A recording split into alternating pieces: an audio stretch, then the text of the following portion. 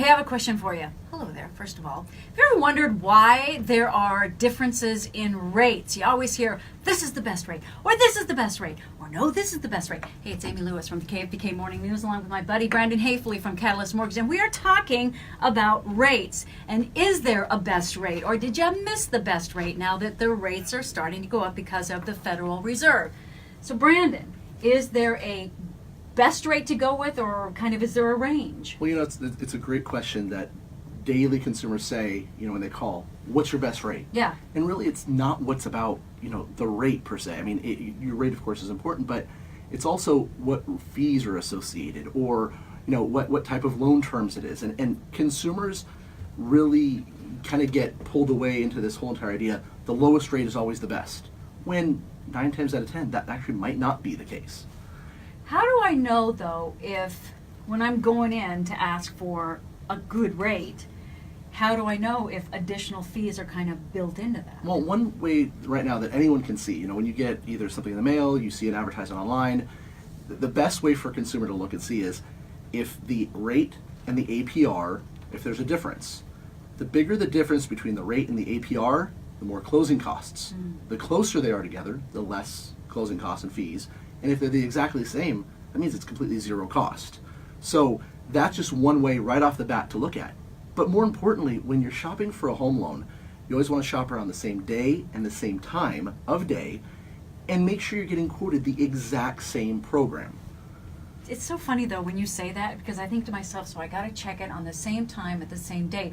So literally, do I, set the alarm on my cell phone and say, I got to check the rates now? One of the best ways I tell Or should I not be that I wouldn't be that specific about it. I wouldn't be that specific. But what I would say is, let's say it's the afternoon. Okay, you're going to say, okay, 2 o'clock, that's right, when the bond market's closing, so rates have really kind of leveled out. Yeah. And you already have, let's say you've received 2 or 3 offers from different companies, or you've seen 2 or 3 advertisements. You really want to go ahead and say, okay, I'm going to call them, and I'm going to ask the same questions to each of them. But you have to be careful, because lenders are notorious for saying, yes, this is a no-cost loan. Well, then when you get your paperwork, oh, well, I'm at no lender fees. So, but there's still title and escrow. So you really have to make sure you're asking the question, truly, I want a zero cost, nothing added to my loan, except maybe a little bit of interest because you're skipping us payment, or if you're doing an impound account for taxes and insurance. But besides that, I want nothing added. What's my rate? What's my payment? And then you take that scenario and go to each lender and ask those questions. And you really have to watch that, because I know that some companies will stick with the numbers and the conversation from the beginning to the end. Those numbers don't change. I know that from personal experience with you.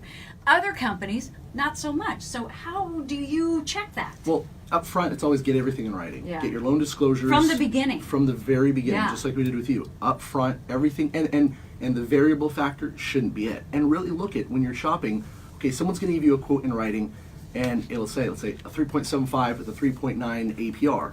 Okay, well, there's fees. Make sure you're looking at those fees. Then you get another offer from somebody else. It might be a 3.75 rate and APR. Well, then there's no closing costs. So your loan amount, if the costs were being built in, should then be lower, which means then your payment's also going to be lower. Again, it goes into how long you're going to stay in the house, the type of loan. Yeah. Because right now, people are refinancing still every 5 years. People are either moving up, selling, and so on. So looking at that APR difference, and again, it's easy for a consumer to look at face value.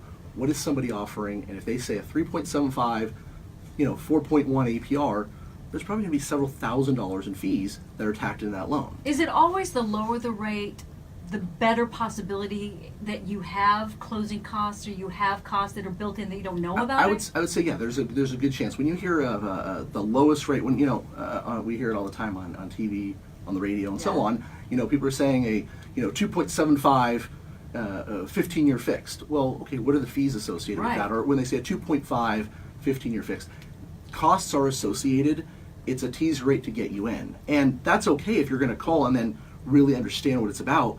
But then check with 2 or 3 people, shop that loan, and make sure that you really are comparing rate and APR to rate and APR. Do I negotiate a fee with a lender, or should I leave that up to somebody like you? Well, we are the lender, I would say in the sense that each company has different margins, and so they have different levels of what they want to profit make. So can I negotiate with you? In theory, you can negotiate by shopping. That's the best way to say it, because right. So loan you officers, can, but you've got to shop around. Exactly. You've got to Well, know what you're talking about. Exactly, and companies that are more upfront, like, hey, this is how we make money. When we sell your loan, we're going to make, as we've talked about in previous, Right.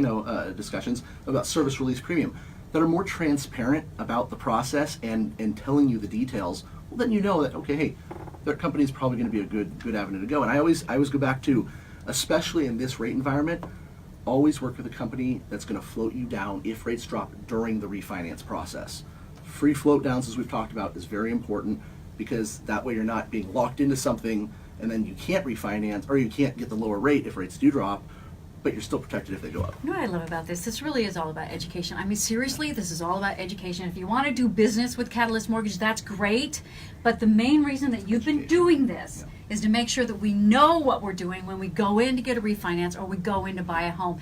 So go to catalystmortgage.com to learn more. That's catalystmortgage.com. Or listen on Monday mornings from 7 to 8 for the Catalyst Report on the KFBK Morning News. Thanks, buddy.